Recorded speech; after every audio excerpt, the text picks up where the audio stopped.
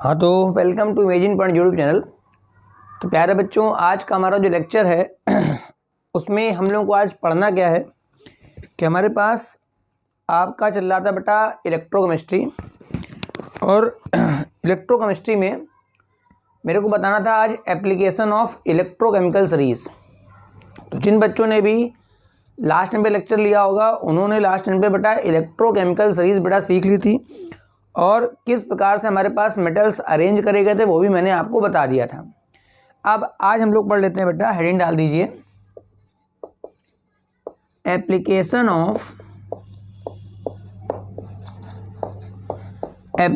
Of electrochemical series. मतलब हमारे पास जो हम लोग ईसीएस पढ़े हैं उसका बेटा अनुप्रयोग क्या क्या है, उसके बेटा एप्लीकेशन क्या क्या है। तो बेटा ईसीएस के बहुत सारे एप्लीकेशन हैं, मगर उसके पहले बहुत ज़रूरी है कि आप जो है इसके पहले के जो लेक्चर्स हैं आप उसको अच्छी तरह से पढ़ लीजिएगा। अगर आपने इसके पहले वाला लेक्चर मतलब ईसीएस का नहीं पढ़ा है तो फिर आपको एप्लीकेशन भाई समझ में नहीं आएंगे। तो पहले आप ज़रूरी है कि इसके जो पहले के लेक्चर है जो भी संख्या है उसके आप देख लीजिए, उसके बाद आप इस लेक्चर को बेटा अटेंड करिए। तो मेरा जो पहला पॉइंट है एप्लीकेशन का वो है reactivity of metal, reactivity of metal. तो देखो भाई, सीधी सी बात है, अगर आपको इलेक्ट्रोकेमिकल सीरीज पता है तो आप किसी भी मेटल की बेटा रिएक्टिविटी बता सकते हैं कि कौन सा मेटल बेटा ज़्यादा रिएक्टिव और कौन सा मेटल बेटा कम रिएक्टिव है। जो भी मेटल इलेक्ट्रोकेमिकल सीरीज में बेटा टॉप पे आता है, मतलब जिसके रिडक्शन पोटेंशियल की वैल्यू माइनस में आती है, वो बेटा उतना ही ज़्यादा रिएक्टिव होगा। और जो मेटल आपका इलेक्ट्रोकेमिकल सीरीज में बेटा जितना नीचे आएगा उसकी बेटा रिएक्टिविटी उतनी क्या होती है, कम होती है। मतलब कहना चाह रहा हूँ कि जितना टॉप पे मेटल होगा, जितना टॉप पे मेटल होगा मतलब उसका जो ई नॉट की वैल्यू है, रिडक्शन पोटेंशियल की जो ई नॉट की वैल्यू है, वो आपकी जितनी ज़्यादा निगेटिव होगी बेटा मेटल उतना रिएक्टिव होगा। और जैसे जैसे आप नीचे आते जाएंगे आपके रिडक्शन पोटेंशियल की वैल्यू लगातार पॉजिटिव होती जाएगी, और लगातार आपकी जो मेटल उसकी रिएक्टिविटी आपकी क्या होती जाएगी, कम होती जाएगी। इसका मतलब अगर मैं सबसे रिएक्टिव मेटल की बात करूं तो बेटा वो लिथियम है, ठीक। और सबसे नीचे आऊँगा तो जो एच के नीचे बेटा मेटल्स हैं, जैसे मेरा कॉपर हो गया, ठीक है, मेरे पास मरकरी हो गया, मेरे पास एजी हो गया, मेरे पास प्लेटिनम हो गया, मेरे पास गोल्ड हो गया। तो आप देखे होंगे कि इन सब का बेटा जो ई नॉट आ रहा है उसकी वैल्यू बेटा प्लस में आती है। तो ये जो आखिरी वाले मेटल्स है, बल्कि इनको हम लोग इनर्ट मेटल भी कहते हैं, मतलब रिएक्शन नहीं करते हैं। मतलब जो मेटल्स एच के ऊपर हैं उनकी रिएक्टिविटी बेटा ज़्यादा होती है, और जो जितना ऊपर होगा उसकी रिएक्टिविटी उतनी ही ज़्यादा होगी। या ऐसे भी बोल सकते हैं कि जिस मेटल का स्टैंडर्ड रिडक्शन पोटेंशियल, जिस मेटल का स्टैंडर्ड के आगे रिडक्शन वर्ड चिपकाना ना भूलिएगा, ठीक है। जिस मेटल का स्टैंडर्ड रिडक्शन पोटेंशियल जितना नेगेटिव होगा बेटा वो मेटल उतना ही ज़्यादा रिएक्टिव होगा। अब इसके क्वेश्चंस कैसे बन सकते हैं, मैंने एक क्वेश्चन दे दिया कि वे मेरे को 4 मेटल दे रहा है, एक उसने जिंक दे दिया, एक उसने लिथियम दे दिया, एक उसने गोल्ड दे दिया, और एक उसने लेड दे दिया, ठीक है। अब कह रहा है बताओ इन चारों मेटल्स को बेटा increasing order of reactivity manage बता दो, ठीक है। तो आप सीधा सा अपना ईसीएस में चले जाइएगा। मैंने आपको स्लोगन याद करा दिया था। स्लोगन ये था, लीका बासर कहना मगल मंजन करपी कड़को निशन पब कु हक पटाओ, ये बेटा स्लोगन था। तो बेटा इन सब में आप देख सकते हैं सबसे कम रिएक्टिव बेटा गोल्ड है, क्योंकि गोल्ड सबसे नीचे आ रहा है। गोल्ड के बाद आपका लेड आ जाएगा, लेड के बाद आपका जिंक आ जाएगा, और ये आपका लिथियम, क्योंकि लिथियम जो है वो बेटा ईसीएस में टॉप मोस्ट पे होता है। इस वजह से लिथियम की जो रिएक्टिविटी बेटा बहुत ज़्यादा होगी, और उससे कम बेटा होगी जिंक की, उससे कम लेड की, और जितना ही मेटल आपका नीचे का होगा उसकी रिएक्टिविटी बेटा उतनी ही क्या होती जाएगी, कम होती जाएगी। तो ये बात समझ में आ रही होगी कि आपको रिएक्टिविटी ऑफ द मेटल्स आप बता सकते हैं, ठीक है। तो ये पहला पॉइंट क्लियर हो गया आप लोगों को कि बेटा ईसीएस के द्वारा आप बता सकते हैं बेटा मेटल्स की रिएक्टिविटी आप बता सकते हैं, ठीक है। दूसरा पॉइंट है जिसका नाम है फीजिबिलिटी ऑफ द रिएक्शन, ठीक है, जिसका नाम है फीजिबिलिटी ऑफ रिएक्शन। देखो भाई, अगर कोई रिएक्शन अपने आप से होनी है या नहीं होनी, मतलब कोई इलेक्ट्रोकेमिस्ट्री की रिएक्शन है और वो अपने आप से होनी है या नहीं होनी है, उसके लिए क्या करना है। जैसे फॉर एग्जांपल मेरे सामने एक रिएक्शन लिखी गई Zn plus copper double plus. तो यहाँ पर जिंक ने कॉपर को डिस्प्लेस करा और बना दिया Zn डबल प्लस और यहाँ पर हो जाएगा कॉपर। ठीक है, ये मेरे पास एक रेडॉक्स रिएक्शन लिखी है। रेडॉक्स रिएक्शन का मतलब क्या होता है बेटा, जहाँ पर ऑक्सीडेशन भी हुआ होगा और बच्चा रिडक्शन भी हुआ होगा, उसे हम लोग क्या नाम देते हैं बेटा, रेडॉक्स रिएक्शन। तो आपको करना ये है कि ये जो पूरी फुल रिएक्शन चल रही है इसका आपको बच्चा ई नॉट सेल कैलकुलेट कर लेना है। क्या निकाल लेना है, E nought cell. E nought cell मैंने कैलकुलेट करना भी थोड़ा बहुत बताया था कि भाई ई नॉट सेल निकालने का फॉर्मूला होता है ई नॉट ऑफ राइट होता है minus E not of left. अभी मैं ये नहीं बताने जा रहा हूँ कि अगर मैं मेन बात क्या बताऊंगा कि अगर ये वैल्यू आपकी पॉजिटिव आ जाती है, कैसी आ जाती है, पॉजिटिव, तो रिएक्शन फीजिबल हो जाएगी। कैसी हो जाएगी, फीजिबल, मतलब अपने आप से हो जाएगी। मतलब जिंक जो है वो कॉपर के आयन को बेटा डिस्प्लेस कर देगा। अगर ये रिएक्शन निगेटिव आ जाती है तो ये रिएक्शन नॉट फीजिबल होगी, मतलब ये अपने आप से पॉसिबल नहीं हो पाती है। कुल मिला के अगर हमें इन ई नॉट की वैल्यूज मिल जाए, ठीक है, अगर हमें इनके स्टैंडर्ड रिडक्शन पोटेंशियल की वैल्यूज मिल जाएं तो इनको देख के हम यहाँ पर वैल्यू पुटअप कर देंगे। जैसे राइट का मतलब, राइट वाला होता है रिडक्शन वाला, मतलब ये हो गया कॉपर वाला। कौन सा हो गया, कॉपर। मैं कॉपर की वैल्यू यहाँ लगा दूंगा। और लेफ्ट का मतलब, इसके पहले मैंने कहा लेक्चर आप देख लीजिएगा, लेफ्ट का मतलब होता है ऑक्सीडेशन वाला। ठीक है, मतलब जिंक से Zn डबल प्लस दोनों वैल्यू अगर मैं यहाँ पुटअप कर दूं और इसको मैं सॉल्व कर लूँ, ठीक है, इसको सॉल्व करने के बाद अगर ये वैल्यू बेटा पॉजिटिव आती है, इसको सॉल्व करने के बाद अगर ये वैल्यू बेटा पॉजिटिव आती है तब तो रिएक्शन अपने आप से फीजिबल हो जाएगी। और अगर पॉजिटिव नहीं आती है, निगेटिव वैल्यू आ गई, तो हम बोलेंगे बेटा रिएक्शन अपने आप से फीजिबल नहीं आ पाएगी। ठीक है, तो दूसरा एप्लीकेशन मेरे पास क्या हो गया कि किसी भी रिएक्शन की मैं फीजिबिलिटी बता सकता हूँ। ठीक है, नेक्स्ट पॉइंट मेरे पास क्या है, थर्ड नंबर पे क्या है, रिड्यूसिंग प्रॉपर्टी।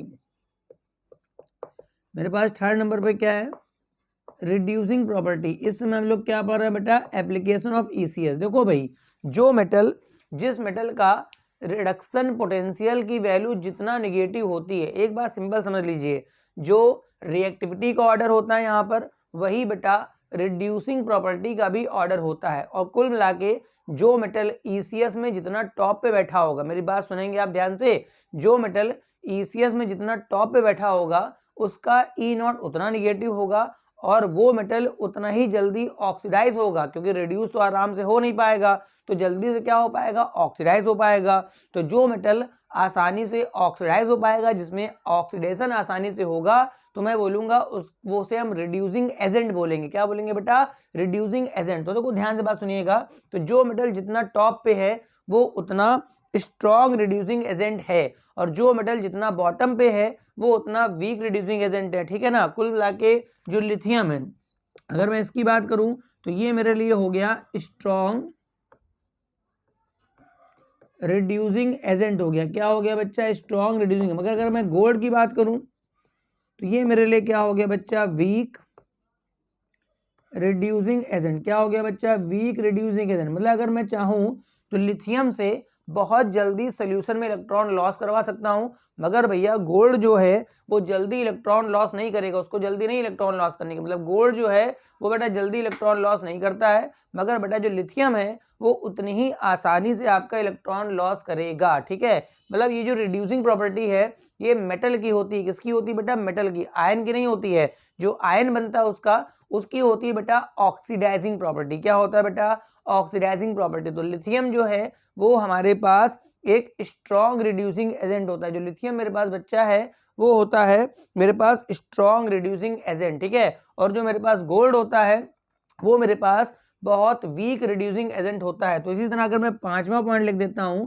जिसको मैं बोलता हूं ऑक्सीडाइजिंग प्रॉपर्टी। क्या बोलूंगा बच्चा, ऑक्सीडाइजिंग प्रॉपर्टी। तो ये बेटा मेटल की नहीं होगी, मेटल के आयन की होगी। तो जस्ट उल्टा कर लो, तो देखो लिथियम का जो आयन होगा, जब ये लिथियम स्ट्रॉन्ग रिड्यूसिंग एजेंट है तो इसका जो आयन होगा ये हो जाएगा वीक, उल्टा हो जाएगा जस्ट, वीक ऑक्सीडाइजिंग एजेंट। कैसा हो जाएगा, वीक ऑक्सीडाइजिंग एजेंट। इसी तरह से जो गोल्ड का +3 होगा ये हो जाएगा strong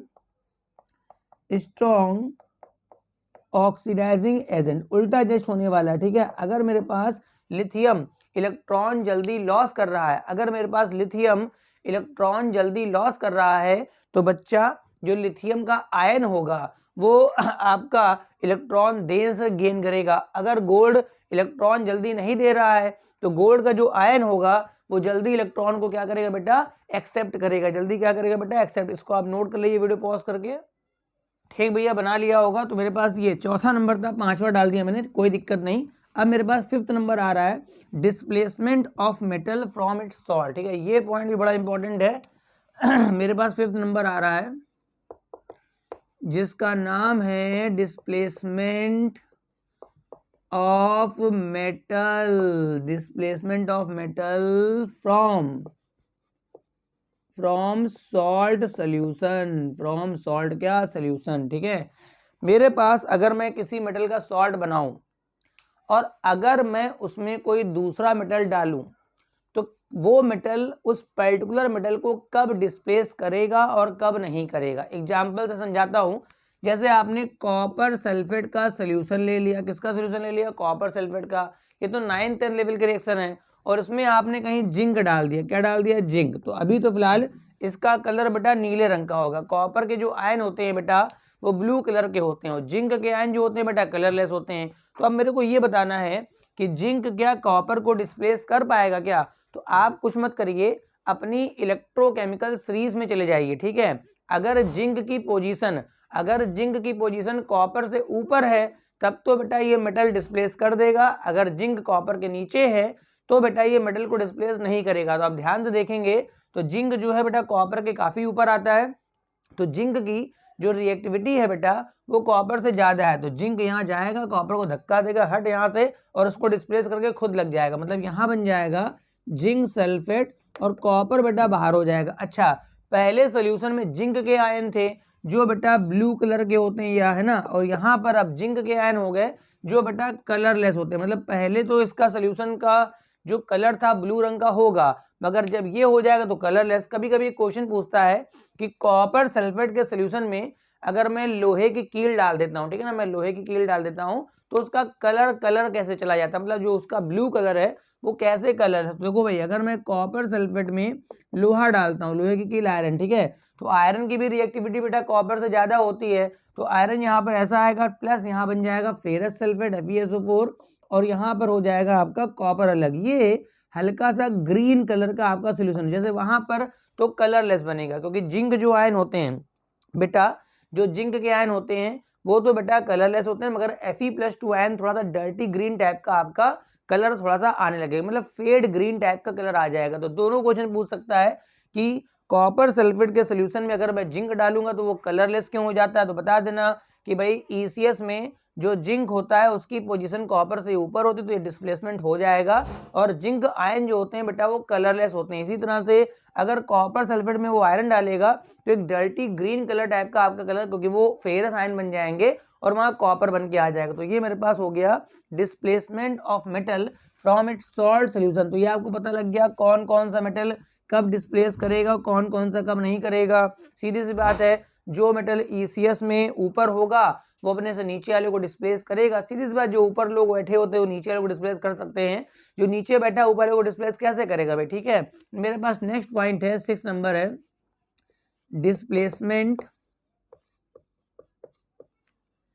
displacement of hydrogen gas from acid, आप ये क्यों भूल जाते हैं कि मेरे पास जो ECS है बेटा उसमें हाइड्रोजन का भी कहीं ना कहीं रोल है। तो जो मेटल हाइड्रोजन के ऊपर होते हैं, ध्यान से बात सुनेंगे, जो मेटल हाइड्रोजन के ऊपर होते हैं वो मेटल अगर मैं एसिड में डालूंगा, ठीक है, जो भी मेटल हाइड्रोजन के ऊपर हैं अगर उन मेटल्स को मैं एसिड में डालूंगा तब तो वो हाइड्रोजन को डिस्प्लेस कर देंगे, मगर जो मेटल ECS में H के नीचे हैं बेटा उनको अगर मैं डालता हूं एसिड में तो वो बेटा हाइड्रोजन को डिस्प्लेस नहीं करेंगे, क्योंकि ज्यादा रिएक्टिव जो होता है वो कम रिएक्टिव को डिस्प्लेस कर लेता है, मगर जो कम रिएक्टिव होता है बेटा वो ज्यादा रिएक्टिव को डिस्प्लेस नहीं करता है। जैसे अगर मैं मैग्नीशियम ले लेता हूं और इसमें डालता हूं H2SO4, ठीक है, या फिर मैंने जिंक ले लिया, इसमें डालता हूं मैं H2SO4, ठीक है, मैंने यहाँ पर आपका ले लिया कॉपर ले लिया, इसमें डाल दिया मैंने H2SO4, ठीक है, देखो मैं 6-7 इसमें 5 लिख रहा हूँ, ठीक है, मैंने कॉपर ले लिया प्लस मैंने 2HCl लिख लिया यहाँ पर, ठीक है, मैंने Zn लिख लिया प्लस का 2HCl लिख लिया। अब मुझसे पूछेगा बताओ भैया इसमें कौन कौन सी रिएक्शन हो पाएगी और कौन कौन से नहीं। तो आप साफ इसमें एसिड दिख रहा है, ये मेटल दिख रहे हैं, ठीक है। अब बस आपको इतना देख लेना है कि मेरे पास जो मेटल है वो ECS में हाइड्रोजन के ऊपर है या बेटा नीचे। तो देखो Mg जो होता है H के काफी ऊपर होता है, तो ये H2 गैस निकाल देगा, ये बन जाएगा MgSO4, बाकी यहाँ पे निकल जाएगी हाइड्रोजन गैस, ठीक है। जिंक भी जो होता है वो हाइड्रोजन के बेटा ऊपर होता है, तो यहाँ बन जाएगा जिंक सल्फेट बन जाएगा, और कौन सी गैस निकल जाएगी, हाइड्रोजन गैस, ठीक है। कॉपर बेटा हाइड्रोजन के नीचे आता है, तो यहाँ पर आप लिख देंगे नो रिएक्शन, क्योंकि कॉपर की रिएक्टिविटी हाइड्रोजन से कम है। कॉपर फिर आ गया, हटाओ भैया इसको, नो रिएक्शन। जिंक आ गया भैया, हो जाएगा, ये बन जाएगा ZnCl2 प्लस क्या निकल जाएगा है। हाँ एक बात ध्यान रखिएगा, बाकी सारे एसिड एक तरफ, मगर जो नाइट्रिक एसिड अगर पूछेगा नाइट्रिक एसिड, तो नाइट्रिक एसिड से केवल Mg और Mn ये दो ध्यान रखिएगा। अगर नाइट्रिक एसिड का स्पेशल केस है तो बस ये दोनों जो मेटल हैं वो इससे हाइड्रोजन गैस निकालते हैं, बाकी कोई भी मेटल जो होता है वो नाइट्रिक एसिड से हाइड्रोजन गैस नहीं निकाल पाता, क्योंकि नाइट्रिक एसिड एक ऑक्सीडाइजिंग एजेंट भी होता है, वो कुछ दूसरी रिएक्शनें भी दे देता है, ठीक है। मतलब मैग्नीशियम और Mn, मैं कह रहा हूँ अगर कोई और एसिड दे रखा है तब तो आप ECS के अकॉर्डिंग चले जाइए, ठीक है, मगर उसने अगर मैग्नीशियम और मैग्नीज दोनों M वाले हैं बेटा, दोनों M वाले हैं, अगर इसमें आपने नाइट्रिक एसिड डाला है, ठीक है, तो ही हाइड्रोजन गैस निकलेगी, अदरवाइज भैया आपकी हाइड्रोजन गैस नहीं निकल पाती है। तो ये मेरे पास 6 नंबर का एप्लीकेशन था आपके ECS का, ठीक है। अब बेटा मैं इसका बस लास्ट एप्लीकेशन बता रहा हूँ, स्टेबिलिटी ऑफ ऑक्साइड, ठीक है, 7 नंबर पे बता रहा हूँ बच्चा, स्टेबिलिटी ऑफ ऑक्साइड। देखो ECS की हेल्प से हमारे जो ऑक्साइड्स बनते हैं बेटा, इसकी हम लोग स्टेबिलिटी बता सकते हैं। ध्यान से बात सुनेंगे, जो भी मेटल्स बेटा ECS में टॉप पे होते हैं उनके ऑक्साइड्स बेटा बहुत स्टेबल होते हैं, उनको ब्रेक करने में एनर्जी बहुत लगती है, ठीक है। और जो भी मेटल्स आपके ECS में नीचे की तरफ होंगे बेटा, उनके मेटल के ऑक्साइड्स बेटा कम स्टेबल होते हैं, उनको तोड़ना बहुत आसान है, बल्कि वो बनते ही नहीं कई बार, तो ठीक है। जैसे lithium oxide more stable, sodium oxide more stable, आपने कहा कॉपर ऑक्साइड कम स्टेबल, आपने कहा मरकरी ऑक्साइड कम स्टेबल। बेटा गोल्ड और प्लेटिनम इनके तो ऑक्साइड ही नहीं बनते हैं, इनके तो ऑक्साइड ही नहीं बनते हैं। अगर मैं आपसे बोल रहा हूँ कि गोल्ड और प्लेटिनम के ऑक्साइड ही नहीं बनते हैं, इसका मतलब क्या हुआ, इसका मतलब भी तो आप समझो कि इनके ऑक्साइड्स हाईली अनस्टेबल रहे होंगे, इस वजह से बेटा इनके ऑक्साइड्स नहीं बनते हैं। तो कहना चाह रहा हूँ कि जो मेटल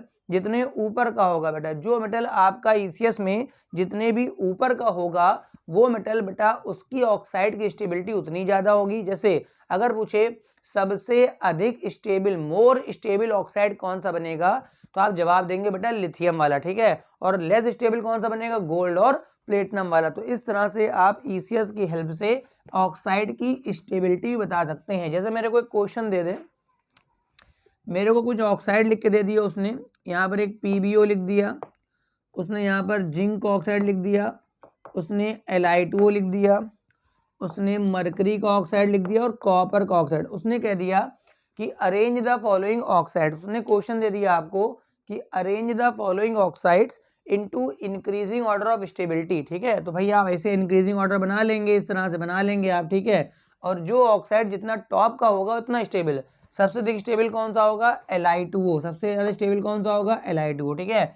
लिथियम के बाद जो नंबर आएगा देखो Hg, कॉपर तो H के नीचे है, तो जिंक ऑक्साइड आएगा, कौन सा आएगा आपका, जिंक ऑक्साइड। जिंक के बाद नंबर लेड वाले का आ जाएगा, तो लेड ऑक्साइड हो गया। लेड ऑक्साइड के बाद पहले कॉपर होता है, ठीक है, तो कॉपर ऑक्साइड और सबसे कम स्टेबल आपका हो जाएगा मरकरी ऑक्साइड, ठीक है। तो ये मेरे पास बन गया इंक्रीजिंग ऑर्डर ऑफ स्टेबिलिटी। यहाँ तक बात क्लियर है आपकी। अच्छा एक चीज और समझ सकते हैं कि अगर मैं मरकरी ऑक्साइड को हीट करूंगा तब तो सीधे O2 निकल आती है, मतलब O2 बनाने का मेथड है, मगर अगर मैं लिथियम ऑक्साइड को हीट करूंगा बच्चा तो जल्दी कुछ नहीं होगा, बहुत हाई टेम्परेचर जब इसको दोगे तब कहीं जाके बेटा इसका ऑक्साइड बनेगा। अगर मैं कह रहा हूँ इसको मैं बहुत देर से गर्म कर रहा हूँ मगर O2 का एक भी मॉलिक्यूल नहीं बन रहा है, इसका क्या मतलब समझ में आ रहा है। इसका मतलब ये है कि लिथियम का ऑक्साइड काफ़ी क्या स्टेबल है, और मरकरी ऑक्साइड को थोड़ा सा मैं पुशअप मार दूँ, जैसा हीट कर दूँ बेटा है ना, तो खराब खट से O2 गैस निकाल देता है। इसका मतलब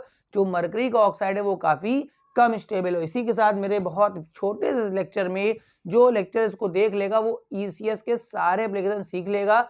अब नेक्स्ट टर्न पे हम लोग मिलेंगे बहुत इंपॉर्टेंट इक्वेशन जिसका नाम है नेक्स्ट इक्वेशन, उसको कैसे अप्लाई करना है और किस तरह से हमारे न्यूमेरिकल सॉल्व होते हैं। फिर इसको करने के बाद फिर कहीं जाके मेरी इलेक्ट्रोकेमिस्ट्री का जो फर्स्ट पार्ट है लगभग वो कंप्लीट हो पाएगा। तो लगातार मेरे चैनल से जुड़े रहिए और एक सिलेबस को कंप्लीट करते रहिए। और मेरा इलेक्ट्रोकेमिस्ट्री भी कुछ दिन में खत्म हो जाएगा, उसके बाद 1-2 चैप्टर जो बचे हैं वो भी कंप्लीट हो जाएंगे। फिर तो इंपॉर्टेंट टॉपिक्स के लेक्चर्स आना चालू हो जाएंगे। ये इंपॉर्टेंट वो इंपॉर्टेंट पढ़ लो, जो भी इंपॉर्टेंट टॉपिक्स हैं उनके लेक्चर्स बेटा आएंगे। अगर अभी तक आपने चैनल सब्सक्राइब नहीं किया तो बेटा कर लो इंपॉर्टेंट नोटिफिकेशन आने के लिए। Thank you for watching.